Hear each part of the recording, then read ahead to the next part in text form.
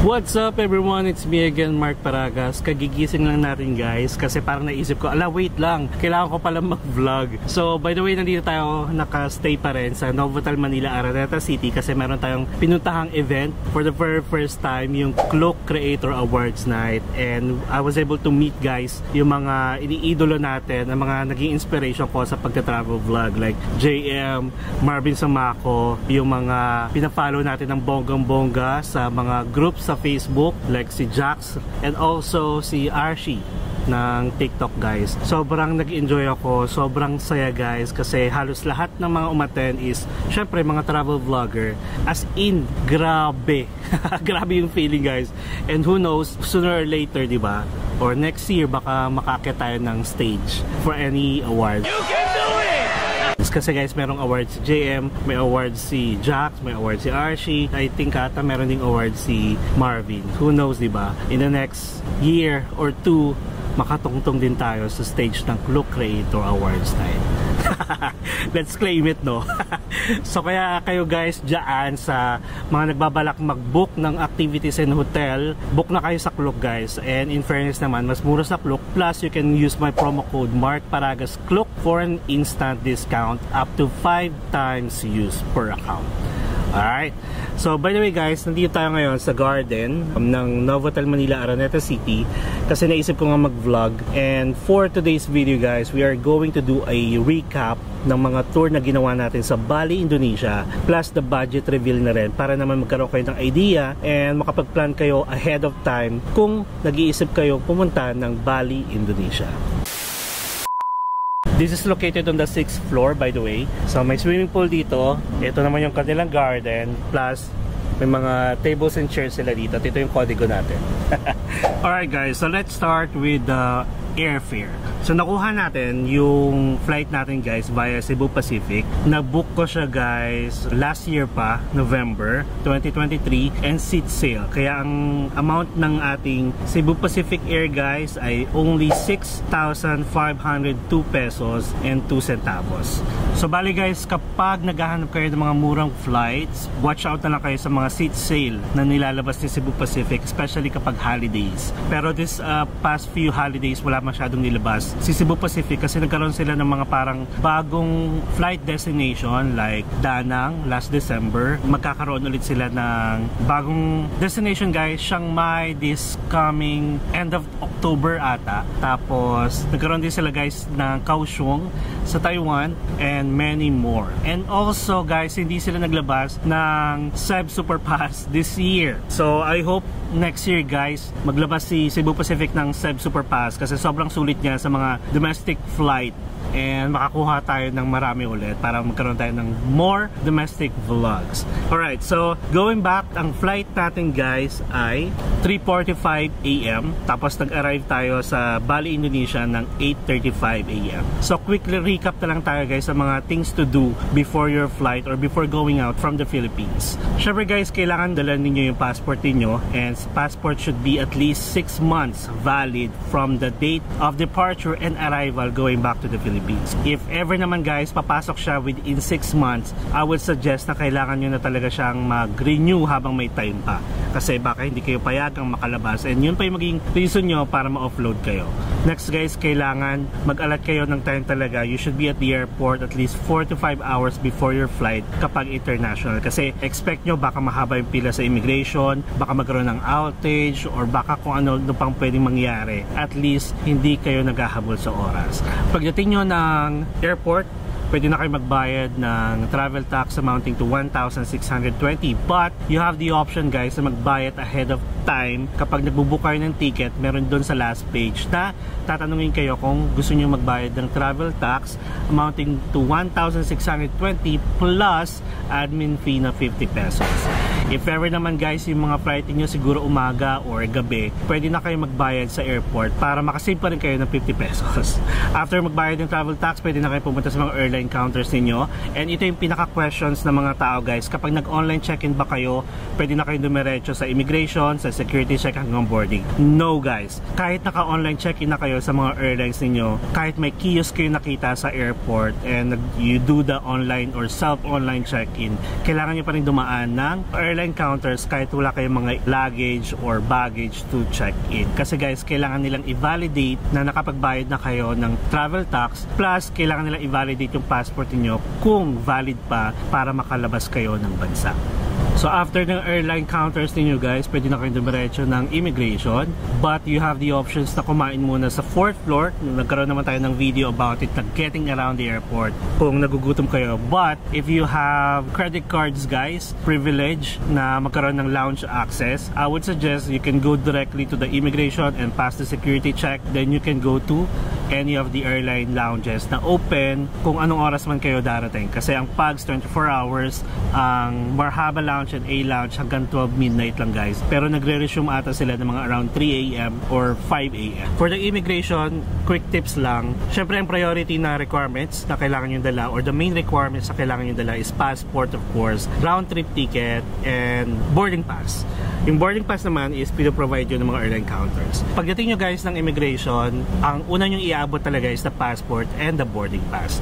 As much as possible guys, refrain from bringing any papers or documents na talagang makapal, na talagang isipin na pinagandaan ninyo, at red flag pa yung guys na nagdadala kayo ng maraming papel, kasi nga pwedeng nandun yung mga certificate of employment niyo, ITR, magiging ano yun, basis nila na baka mag-apply kayo ng work abroad illegally. Tama ba? Illegally. Or magti-TNT kayo. So anyway, abot nyo lang talaga yung passport niyo and boarding pass. And that's really it. If ever may hingiin sa inyo, that's the time na iaabot nyo lang kung ano yung hiningi sa inyo.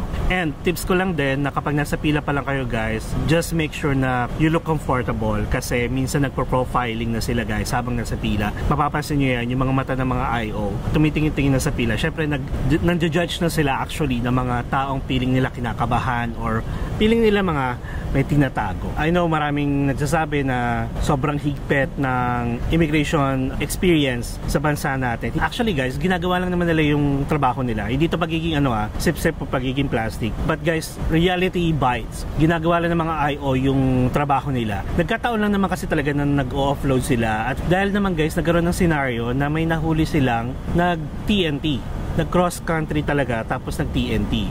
So yun naman yung naging reason. Kung may basis silang maging stricto kasi may nahuli sila. Dahil sila rin yung mapapagalitan kapag hindi nila na-detect agad bago pa lang umalis ng bansa. And ang trabaho naman natin guys is syempre sagutin yung mga tanong na tatanungin nila at mag-provide ng mga documents na talagang mag-serve as your proof na valid yung magiging holiday or leisure mo or vacation mo going to the other country or going abroad. Usually guys, ang tinatanong dyan ay saan ka pupunta, kailan ang balik mo, anong purpose ng travel mo, at saang bansa ka. Yun yung mga basic questions guys na syempre kapag kayo yung aalis, dapat aware kayo. Additional requirements na lang guys na pwedeng hanapin sa inyo is yung itinerary ninyo, and then hotel accommodation. Tapos if ever naman wala kayong work guys, kailangan mag-provide kayo ng bank certificate or bank statement as a proof na kaya nyong gastos sa yung sarili nyo kahit wala kayong work. It's a plus na lang din guys na meron kayong credit card, kasi share ko lang din yung friend natin si Shane. Taiwan tayo guys, wala siyang work. Ang hinanap sa kanya credit card, hindi nyo naman kailangan ipakita guys yung statement of account niyo or yung limit, credit limit niyo. Pinakita niya lang yung physical card at chinek na nakapangalan sa kanya. If ever naman kami mga VA kayo guys, okay na okay din ang VA guys sa mga IO. Just provide the proof like COE kung makakapag-request kayo ng COE sa employer ninyo, or same din bank statement and bank certificate. Alam naman nila guys na malalaki ang sweldo ng mga VA or mga freelancer, kaya huwag kayong matakot na umalis ng bansa or lumabas ng bansa for vacation. And kapag may mga business naman kayo guys, syempre business permit, kung online seller naman kayo, possible guys i-check nila kung saang platform kayo nagtitinda or nagsisell, and then i-check nila kung ilang followers na meron kayo. Kapag grupo naman kayo guys, magkwentuhan lang kayo habang nasa pila, tapos syempre tatanungin nila kung sino yung mga kasama ninyo. And tips ko na lang din guys, kapag group, make sure na paunahin nyo yung sure na sure talaga makakalabas or makakalagpas ng IO. Ito yung mga marami ng stamp yung passport or labas-pasok na ng bansa. Kasi possible tanungin sa kanya kung sino yung kasama, at yung friend niyo is pwede kayo ituro kung sino yung mga kasama para at least alam nila na kasama nyo yung nasa pila. Anyway, huwag na lang kayong kabahan. Isipin nyo na lang na parang kaibigan nyo lang nagtatanong kung saan kayo pupunta, kung ano mga dala ninyo, and so on. Kapag nakalagpas kayo guys ng immigration, so congratulations of course, and pwede na kayo mag-post ng mga pictures niyo na magta-travel kayo abroad. After the immigration guys, merong security check doon, and you are not allowed to bring any liquid na more than 100 ml, plus any flammable materials of course. And if ever magdadala kayo ng mga aqua flask and mga tumbler, make sure na walang laman. Pagdating nyo ng boarding gates, may mga water dispenser. Alright, so regardless kung nasa airline lounges kayo or nasa boarding gates kayo, I would suggest pa rin guys na check the monitor, yung mga airline monitors guys, para syempre ma-monitor nyo yung flight nyo if ever biglang ma-cancel, ma-delay, may mga status yan, or boarding gate is open na. Kasi mas okay na yung aware kayo sa mga nangyayari sa paligid niyo kaysa naman mapagsaraduhan kayo ng mga boarding gates.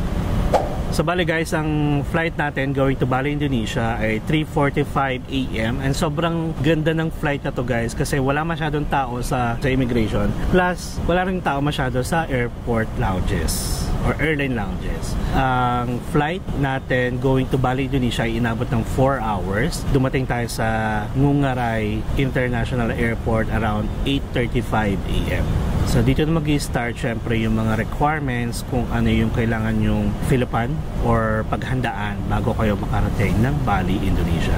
Ang Ngurai International Airport is maganda, tapos pagpasok nyo talaga, maamoy nyo talaga yung mga incense na naamoy natin sa Chinatown, sa Binondo, ganun yung amoy niya. And syempre mahilig sila guys meron silang ino-offer guys every morning yon talaga sa mga business, mga shops na makikita nyo around Bali. Yun yung ano nila, serve as a thank you sa blessings at saka syempre sa pag-open ng business nila in the morning. Kaya ganun yung magiging amoy. And first thing first, ang kailangan nyo gawin guys, basta maka-arrive kayo kahit saang bansa, you need to pass or you need to clear the immigration. So yung immigration guys ng Bali, Indonesia, may tatlong klase siyang immigration. Merong visa on arrival, merong e-gates, at meron yung manual immigration, yung may mga makikita kayong IO or mga immigration officers na mag-manual tatak or stamp sa inyong mga passport. So syempre guys, tayo as a Filipino, hindi na natin kailangan ng visa kung hindi naman tayo lalagpas ng mga 30 days. But if you are going to extend like 2 months or 3 months or so, kailangan nyo mag-apply ng visa. Tapos guys, hindi rin tayo pwedeng dumaan ng e-gates, though mabilis siya, pero kailangan nyo mag-register online before you can access the e-gates. I'm not sure and I haven't tried kung ganun ba talaga yung process nila, but good thing naman nung dumating tayo sa immigration, yung manual immigration, sobrang bilis lang, like wala pang 3 minutes. Tinanong lang sa atin is kung ilang araw ako, and then sabi ko na lang first time ko sa Bali, Indonesia. Tapos paglagpas nyo dun guys is dadaan talaga kayo ng duty free, kasi yun siguro yung purpose nila is after yung mag-arrive sa airport is bumili kayo sa duty free. Yun yung setup talaga nila guys. So tatawirin nyo yung duty free bago kayo makalabas ng airport guys. Meron kayong kailangang Philippine, yung tinatawag na Bali Custom Declaration. Parang Philippine Declaration din yan guys sa atin. Yung Currency Declaration at saka yung mga Baggage Declaration. Tinuro ko naman sa video na yon kung paano mag-register. Kailangan nyo declare kung ilan yung mga baggage or luggage na dala ninyo. Total na yon kasama yung hand carry, regardless kung small bags or large bags, and also yung declaration ng currency. If lalagpas yung dala ninyo na cash amounting to 50,000 pataas, kailangan nyo i-declare. And makikita nyo doon kung ano yung mga bawal dalhin papasok ng bansa, para naman to avoid any fine or possible guys kapag may na-violate kayo mga laws or rules and policies na in-implement sa ibang bansa. Syempre, worst case scenario is baka makulong kayo. Okay? So, huwag na lang tayo maging pasaway at sumunod tayo sa bansa. Pupuntahan natin, lalo na kung may mga implementation sila ng mga ganyan. By the way guys, kung hindi naman kayo nakapag-fill out ng Bali Custom Declaration, after ng immigration, maraming computers na pwede kayo mag-sign up. So, hindi yun na magiging problema. Pero I would suggest, syempre, pag pupunta kayo sa isang bansa, dito pala sa Pilipinas, gawin nyo na yung mga kailangan gawin hanggat may time pa, para naman hindi kayo ma-haggard or ma-hassle kapag dating nyo doon. Kasi you should expect the unexpected. Baka pagdating nyo doon, sobrang haba ng pila sa immigration, and also doon sa mga computers. Kasi guys, kahit sa namang bansa na pupuntahan natin, may mga tao pa rin talaga na hindi nakakapag-fill out ng mga ganyang requirements. Kasi marami pa rin ako nakikita na nag-fill out on the spot.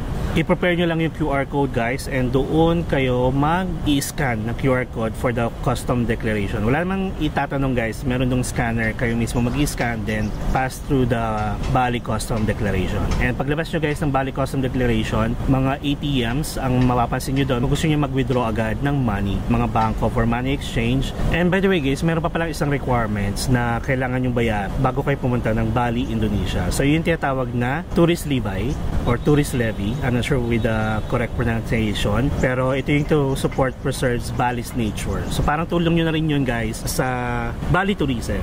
And this tourist levy is amounting to 576 pesos and 90 centavos.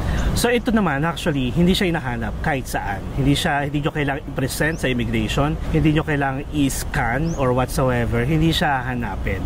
But since pagbabakasyon tayo guys dun sa bansang pupuntahan natin, make sure to follow na lang kung ano man yung rules and policies na i-implement nila regardless kung hahanapin ba or hindi. Marami kasi guys sa group na sinalihan ko regarding Bali travel na maraming hindi nagbabayad ng mga Pinoy kasi nga daw hindi naman kailangan, hindi naman daw hinahanap. Nasa sa inyo yung guys, pero ako, if you would ask me, syempre kailangan ko magbayad. Going back to the airport, make sure na aware kayo na yung mga ATMs doon may kanya-kanyang ano sila, parang maximum amount na kayang i-disperse. Merong parang nasa 1 million, meron nasa 1.5 million, merong 2 million, at saka pinaka-max na nakita ko is 2.5 million. So plan kung anong balak nyong gawin, kung gusto nyo magpapalit sa money exchange or kung gusto nyo mag-withdraw para isahang charge na lang din. Ang withdraw ko kasi is 4.5 million at nagdalawang charge tuloy tayo, nagdalawang withdraw tayo. Singit ko na lang din guys yung about travel insurance. Travel insurance guys ay hindi naman hinahanap sa immigration natin. During pandemic period talaga, kailangan yung travel insurance niyo with COVID coverage. Pero ngayon guys, hindi na siya mandatory. You have your choice kung kukuha kayo ng travel insurance or hindi.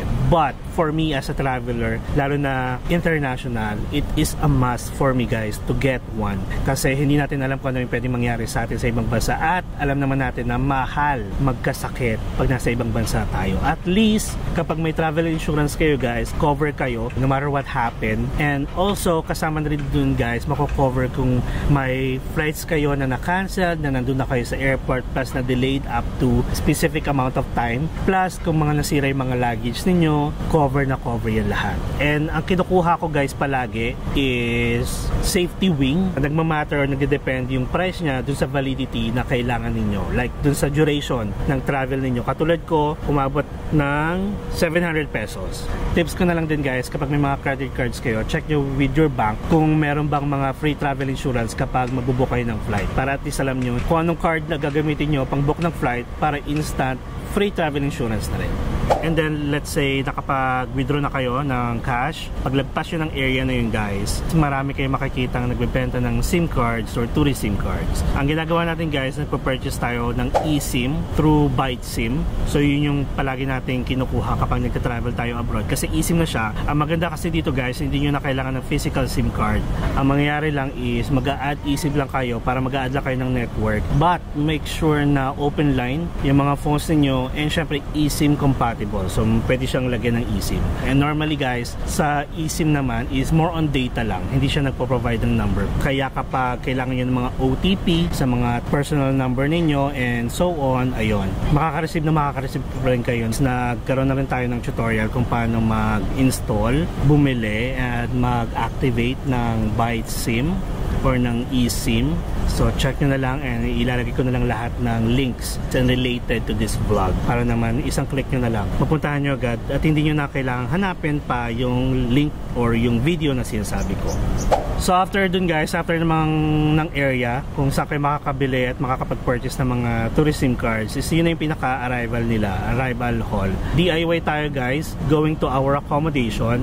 Dire-diretsuhin nyo lang yung exit ng airport, at doon may makikita kayong Circle K, and then sa tabi ng Circle K yung mismong ano guys, lounge ng Gojek and ng Grab. So tatlong useful app ang pwede nyo gamitin guys for transport service within Bali. Una ang Grab, which is meron sa ating Grab. Next is Gojek. Gojek is more on motorbike. Marami nagmo-motorbike na Gojek, guys. Pero meron din silang car. And also yung Bluebird. Bluebird is the taxi. Yun yung mga legit, guys, and trusted na mga transport service kung gusto nyong, syempre, hindi kayo man-scam. Kasi usong scam, guys, sa Bali. Which is hindi lang naman sa Bali nangyayari ng scam. Even sa atin meron ganon, yung mga taxi scams and so on, and also sa ibang bansa.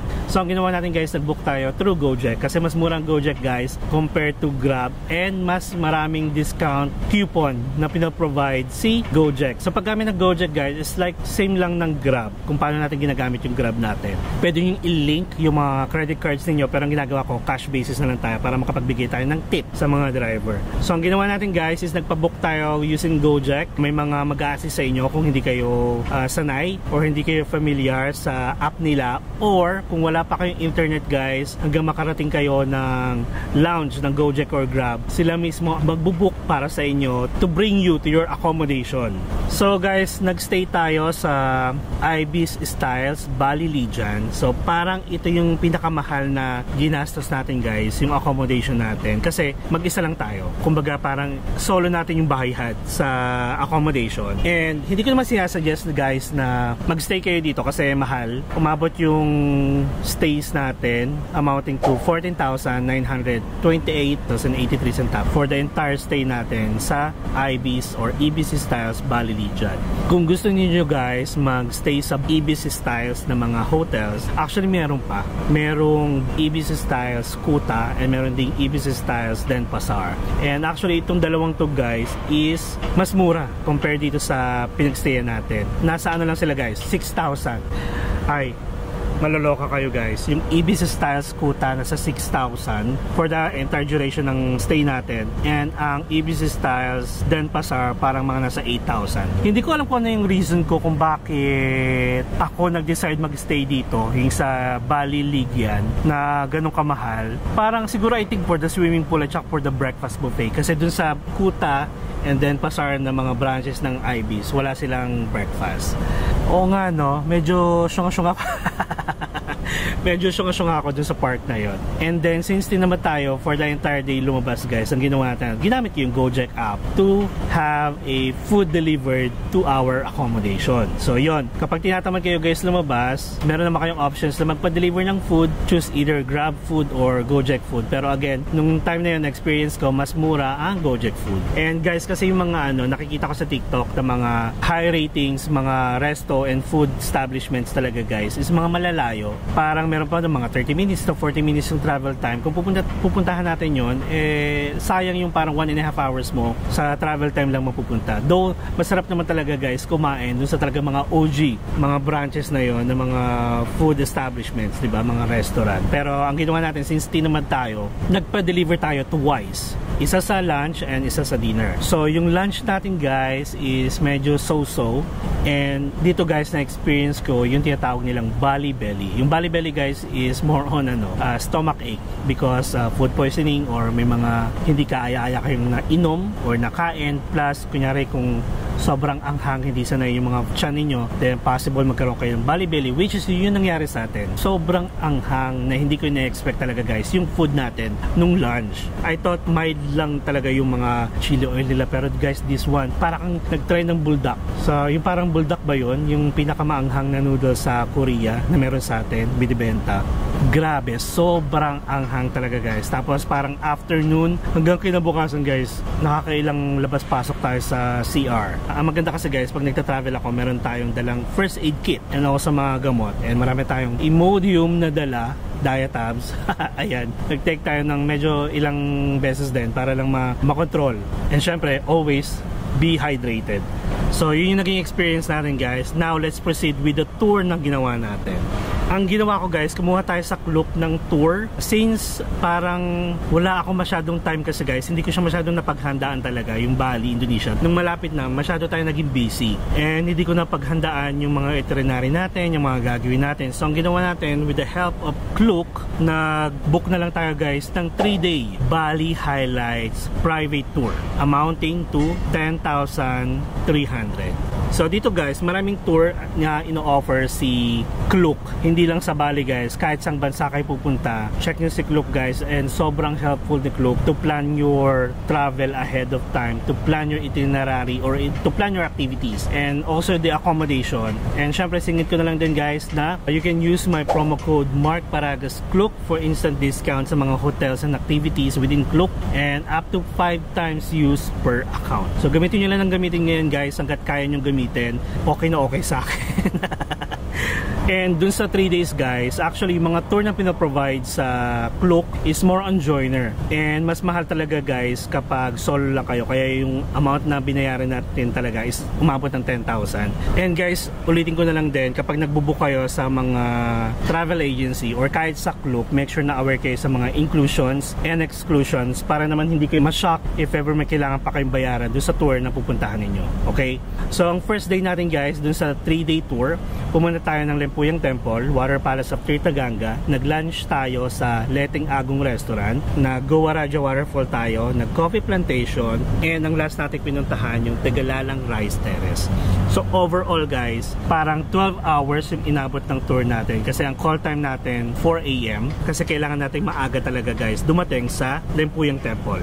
So yung experience natin, yung parang pinaka-entire experience natin guys, I'll post the link na lang ng mga videos na nandito and magsa-summarize na lang tayo quick, okay? Sa Lempuyang Temple guys, kailangan nyo talaga sobrang aga kasi maraming tao na pakarating kayo doon ng lunch, and I would not advise na pumunta kayo ng lunch time doon guys. Make sure na as much as early as 5 AM pa lang nasa pila na kayo kasi may number yun guys, 2 to 3 hours ang waiting time nyo guys para lang magpa-picture ng 20 seconds. Pero guys, sobrang worth it. Pag nakita nyo na yung pictures, yung result ng mga pictures ninyo na kinuha, and then magdala na lang din kayo ng mga pwede nyo paglibangan, like pwede kayong maglaro, pwede kayong magbasa ng book, pwede kayong mag-vlog kung gusto niyo para hindi nyo mamalayan yung oras before your turn para lang magpa-picture sa Gate of Heaven.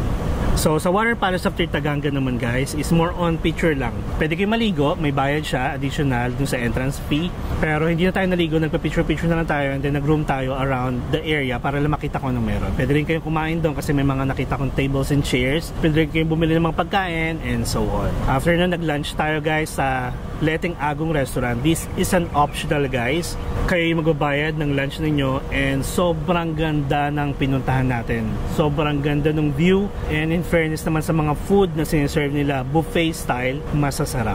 Okay, ang binayad natin by the way, since separate siya, is 204,000, around 740 pesos. So after nun guys, nag-Goa Raja Waterfall tayo. Ito yung grabing, alam mo yung pagod na ako, pero worth it kasi first time ko pumunta at saka nasa travel tayo, nasa tour tayo. Kung mapapansin nyo yung video natin, sobrang haggard ko talaga guys, sobrang pawis kasi sobrang bilis akong pagpawisan. Konting lakad ko lang talaga, tatagaktak na yung pawis natin, and good thing meron tayong extra shirt. Pero itong Goa Raja Waterfall guys, isa pa lang sa mga waterfall na pinuntahan natin. So kasama na yung entrance doon, and nag-Coffee Plantation tayo after ng waterfall. Ito guys, may mga luwak kayo makikita, at also yung process kung paano nila ginagawa yung coffee, like yung process nila from luwak to coffee base na talaga. Nagkaroon tayo ng hands-on for the coffee making, plus nagkaroon tayo ng chance na makatikim ng total of 13 flavors ng combination na yun ng tea, ng chocolate at saka ng coffee. And in fairness, sobrang masasarap yung mga pinagtitikman natin guys. And yun, kasama na yun guys, parang complementary nila, welcome drink sa inyo, para kung nagustuhan ninyo, meron silang shop na pwede kayong bumili ng souvenirs and mga coffee. And last na pinuntahan natin, yung syempre ang Tegalalang Rice Terrace. Meron ding giant swing na optional. Nakalagay yun guys sa itinerary ninyo kapag nag-book kayo sa Klook. Optional yung mga ganong activities, so nasa sa inyo kung itatry nyo hindi. Pero kung mag-giant swing kayo, lalo sa mga babae, meron silang costume guys na pwede nyong rentahan para maganda yung outfit ninyo habang nagsiswing, as in parang long gown ng peg nyo guys. Pero again, optional lang yon, and I'm not sure guys kung ang magkano, hindi ko nakita. Alright, so next guys is on to our day 2 ng tour. Ito yung mga ginawa natin guys. Mount Batur Sunrise Jeep, Batur National Hot Spring, Pura Ulundano Batur, Lunch, at saka Tibumang Waterfall. Ito naman guys, sobrang aga ng call time. I think ang call time nito is 2 AM kasi aakyat kayo ng bundok. Ang travel time from the accommodation going to the first stop, like yung starting point para umakyat ng bundok, is 2 hours. And then ang maganda dito guys, nakapag-experience tayo ng 4-wheel drive jeep. Siya yung nag-akyat sa atin sa bundok, and since sabi ko nga sa inyo, mag-isa lang tayo for the entire tour, na solo natin yung jeep. May na-meet tayo doon na driver, si Kuya Wawan, nagpaiwan na siya dun sa starting point. Tapos may isang driver na naman na meet tayo. Siya yung nag-akyat sa atin sa bundok mismo, sa Mount Batur, using the jeep. And sobrang amazing guys ng experience, lalo na yung pauwi natin, nakatayo na ako dun sa mismo sa likod ng jeep. And dito sa Mount Batur guys, you will experience the sunrise. And good thing, sobrang ganda ng weather guys, and syempre na-experience natin yung sunrise on top of the mountain. And by the way, that is an active volcano guys, and mapapansin nyo dun sa paligid, may mga makikita kayong mga tumigas na lava na ginagawa nilang bracelet. Kung gusto nyo ng souvenirs or for collection, may mga nag-iikot-ikot doon na nagbebenta ng bracelet. And by the way, if you want to see more of my pictures guys, na pinagkukuha ng ating photographer, ng ating guide, ng ating driver, nasa IG ko siya. Just follow my IG account and also my Facebook account. So yun guys, after ng experience natin, dinala niya tayo sa Batur National Hot Spring. Yung entrance fee guys sa Batur National Hot Spring ay hindi kasama. So kayo yung mag-shoulder. Ang entrance sa Batur National Hot Spring ay 200,000 IDR. Hot Spring, tapos parang meron siyang total of 9 ata or 6 pools na pwede kayo kung saan. And this one guys, kung mapapansin nyo sa video natin, sobrang daming tao na niya nung mga parang naka 30 minutes pa lang tayong stay doon. So I would suggest after the sunrise jeep, magpadiretso agad kayo sa Batur Natural Hot Spring habang maaga pa, kasi hindi nyo mamalayan guys, parang in a span of 30 minutes lang, sobrang dami na ng tao at hindi na kayo makakaligo. So anyway, sobrang ganda ng paligid guys, sobrang ganda ng view, may mountain view, may lake view, oh my god, as in sobrang ganda, na enjoy ko. So bali yung entrance fee nyo guys, may kasamang locker, shower, and then may libreng towel. And ang maganda pa doon, merong libreng welcome drinks. So after nun guys, syempre pagod tayo, dinala tayo ni Kuya sa lunch.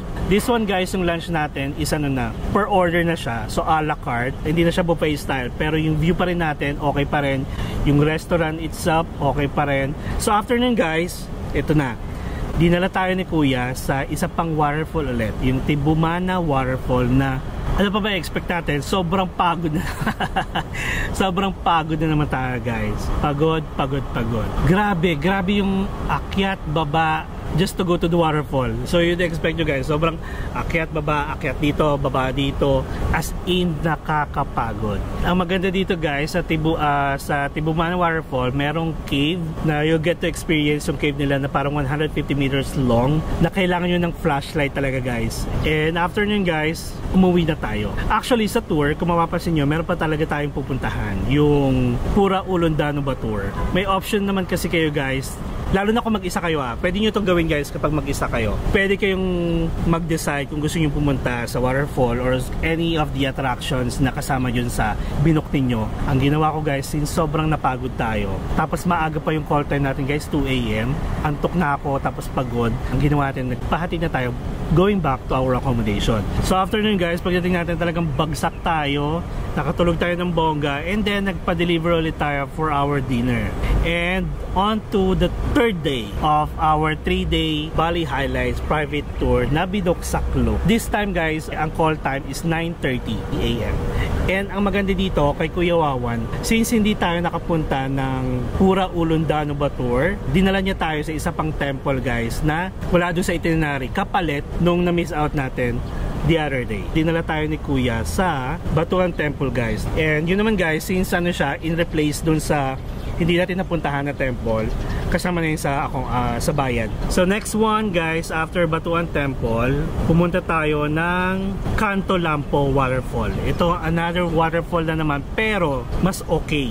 Maganda yung picture natin, maganda yung video natin, and pero still sobrang nakakapagod. So ayun, ang ginagawa ko guys kapag alam ko mag-tour tayo, palagi tayo may extra shirt kasi nga prepared tayo pagpawisan. Nakakapagod siya guys, pero worth it naman, sulit naman. And this one guys, meron pa tayong pupuntahan na dapat Central Parking Monkey Forest. Pero si Kuya Wawan sinuggest niya kung gusto ko pang pumunta or hindi. Kasi yung dalawang natitirang itinerary natin, yung Monkey Forest at saka yung Uluwatu Temple, parehong may mga monkeys, may mga unggoy. So sabi ni Kuya, kung ano yung unggoy makikita ko dun sa Monkey Forest is same lang din na makikita ko sa Uluwatu Temple. So nasa sa akin kung gusto ko pang tumuloy or hindi. Ang nangyari guys is hindi na tayo pumunta sa Monkey Forest. So nangyari is nagpadiretso na lang tayo sa Uluwatu Temple. Before we went to the Uluwatu Temple, nag-lunch muna tayo guys. Siyempre optional ulit yung lunch ninyo. This time medyo nag-crave na ako ng ibang lasa ng food. Ang in-order na lang natin guys is Mexican food, which is tacos. And in fairness sa restaurant na to guys, sobrang sarap ng tacos nila.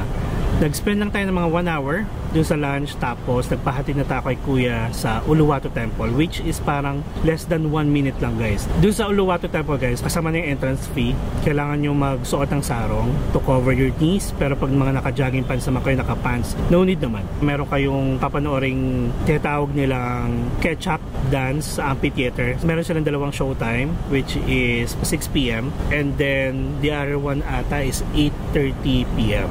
So the Kejak dance experience sobrang nice. Ang ganda guys kasi a cappella lang to. Hindi sila gumamit ng mga music. Tapos habang ginagawa nila, maririnig nyo guys yung sounds mismo ng dagat. Yung alon, grabe. Alon na humahampas sa bundok, sa gilid ng bundok. Grabe guys, ang ganda. I had goosebumps actually, to be honest. Ang ganda ng performance. Tapos sobrang daming tao. Parang that venue can accommodate 1,000 of people. And after nun guys, syempre natapos tayo mga 7:30. Nagpahati na tayo going back to our accommodation. So overall guys, since tapos na tayo sa 3-day tour, I had fun kasi first time kong pumunta dun sa mga lugar na yun. Pero I would say na parang kapag nagbalik kayo, first and last nyo na yun. Kumbaga parang hindi nyo na siya babalikan kasi napuntahan nyo na. So after that guys, kumuha tayo ulit sa Klook ng ticket for Trans Studio Theme Park. So parang ito yung mala Star City sa atin guys, na indoor activities and rides. Meron ding nag-iisang outside which is yung roller coaster. Dito guys, may mga na-meet akong bagets and sobrang ang gagaling nila mag-English. Plus, ang babait nila guys, sila yung nakasama ko all throughout the stay ko sa Trans Studio. Ang babait nila and shoutout sa inyo. Overall experience guys, na-enjoy ko yung Bali. Marami pang pwedeng puntahan sa Bali guys, and I would say na babalik tayo sa Bali, Indonesia. Syempre for more travel vlogs and mga activities and tours na hindi pa natin nakukuha. Again guys, sobrang laking tulong ng Klook sa atin. Kasi look wala talaga akong kaplano-plano pa bago ako pumunta ng Indonesia. Pero dahil sa tulong ng Klook, sila na yung bahalang nag-tour sa akin. At saka sila na yung nag-plan. Namili lang ako talaga ng parang swak sa panlasa ko na tour. And then yun. Alright, so recap na tayo guys ng mga binayad natin. And did you know na total expenses natin, kasama na yung fare, kasama na yung accommodation guys, ibibring down natin, okay? So inabot tayo guys ng 51,300 pesos. Okay, wait, baka ma-shock kayo kung bakit ganyan yung kataas. Yung flight natin sa Cebu Pacific, 6,500. Pre-book mo na yon. Kumbaga parang napag-ipunan mo na yon, nabayaran mo na yun sa credit card. Yung accommodation natin, same. Pre-book mo na yon, nabayaran mo na yan for sure. And then, ang binayaran lang natin on the spot ay nasa 30,000 lang. Kumbaga parang yung naging pocket money natin, ito sa 30,000 lang. Again, sa accommodation, mas marami pa kayong options na mag-stay. Try the IBC Styles Kuta or the IBC Styles Denpasar. Less than 10,000 guys. Murang-mura. Bali Tourist Levi amounting to 580 pesos. Byte SIM yung kinuha natin na 20 gig for data only, umabot ng 1,000 pesos. Safety Wing, yung travel insurance natin, umabot ng 700 pesos. And yung Grab natin guys, back and forth going to NAIA Terminal 3 kasi nag-skyway pa tayo. Babayad pa kayo ng toll on top of the transportation fee ninyo. Then Klook, yung 3-day Bali Highlights private tour natin, umabot ng 10,300. Total expenses natin sa food kasama yung pinag-order natin sa Gojek, plus yung mga food natin sa mga tour, and then syempre yung dinner natin, kasama na din yung mga pagbibili natin sa mga convenience store. And nag-try din kasi tayo guys pala ng barbecue night dun sa accommodation natin. Alright, Alright, so for the tip guys and gratuity, umabot ng 2,800. Ito yung tip natin guys sa mga drivers natin. Ito yung tip natin sa mga tours. Basta nagpo-provide ng tours sa atin kay Kuya Wawan. Nag-tip tayo ng bongga kasi nakasama natin siya for 3 days dun sa naging driver natin sa jeep going to Mount Batur. Nagbigay rin tayo guys. May mga part kasi guys na pinuntahan tayo na iba yung nagpipicture sa atin. Kasi nga busy si Kuya Wawan sa kakapila sa atin. Basta umabot yung tip natin guys ng 2,700 kasi may ginawa tayo. Basta more on tip. Transportation sa Gojek guys is umabot ng 663 lang. Gojek car, back and forth sa airport. Yung Grab food delivery natin. Yung Gojek transfer natin from accommodation going to Trans Studio, Bali Mall. Going back to the accommodation. Ayan. Total is 663. And then ito yung mga miscellaneous. Nagpamassage tayo twice. Nandito na rin yung tip. Nagsama na rin ako tip doon sa tip and gratuity natin kaya umabot ng 2,800. So yung massage natin guys umabot ng 2,200. Twice yon, 1.5 hours, sobrang legit, sobrang sulit. Nakilala ko lang siya guys sa isang group sa Bali. Actually may nakita kong post about massage, naghahanap siya ng massage and then nag-post itong hinire ko guys na marunong siyang mag sports massage and deep tissue. And guys, sobra, kaya twice ko siyang tinry. Worth it. And home service. And by the way, sa mga accommodation nyo guys, make sure na aware kayo kung allowed ang home service or hindi. So going back to the miscellaneous, pasalubong guys umabot ng 1,038 pesos kasi bumili tayo ng coffee plus bumili tayo ng rep magnet. Nagko-collect ako ng mga rep magnet sa mga bansang pinupuntahan natin. Kasama dito guys yung entrance fee natin sa Batur Natural Hot Spring amounting to 730 pesos. So yun guys, kaya ang total expenses natin is 51,300 or to be exact 51,270 pesos and 12 centavos. So yan yung naging total of expenses natin. And again, yung pocket money ninyo guys, I think kaya na ng 20,000 pesos. Alright, so overall experience natin guys, yes, sobrang nag-enjoy ako sa Bali experience natin. Sobrang natuwa ako sa mga pinagpupuntahan natin. And I will go back definitely sa Bali, Indonesia. Not this year, but maybe the next year. Yun lang guys, I hope na enjoy nyo yung ating breakdown ng mga pinagagawa. And if you want to watch yung mga videos na pinagsasabi natin, yung mga vlogs and experience natin, just feel free to watch them and comment below if ever may mga questions kayo. And soon makapagplano rin kayo ng maayos pag nag-Bali, Indonesia kayo. And I hope nakatulong tong breakdown and tour recap natin kapag mag-Bali kayo soon. And by the way guys, since maganda yung background natin, I would like to take this moment para mag-shoutout sa mga iilan nating mga subscribers na nagpapa-shoutout at saka sa mga nagko-constant message sa atin sa IG and Facebook, mga nagtatanong dyan, okay na okay lang. Bato lang kayo ng mga tanong ninyo and sasagutin natin yan. Alright, so shoutout kay Tita Emerald na na-meet natin sa Pugs nung nag-Bali tayo. Nag-Hong Kong sila at that time. Hello po. Sa IG po kay Leon and Fe. Hello po sa inyo, shout out. And then kay Denise, hello, shout out sa iyo. Talagang bonggang-bonggang makapag-comment. And next is kay Random Videos 4023. Thank you sa mga comments. Shout out. And syempre hindi pwedeng mawala si Anthony Garcia. Shout out sa iyo. Thank you sa pag-subscribe and sa pagko-comment sa mga videos natin. Ayan. Shout out din kay Art Mar Eusebio na pupunta ng Hong Kong soon. Good luck and safe travel. And kay Raymond Estardo, good luck sa mga travel mo. Nakikita ko puro ka nag-pro travel yung ginagawa mo.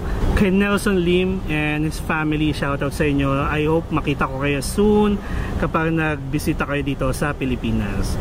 So yun lang muna guys. If ever gusto nyo pagpa-shoutout pala sa mga next videos natin, feel free to comment below. Walang bayad. Manood lang kayo ng mga videos natin. And magkakaroon tayo ng mga shoutout portions, shoutout segment, shoutout.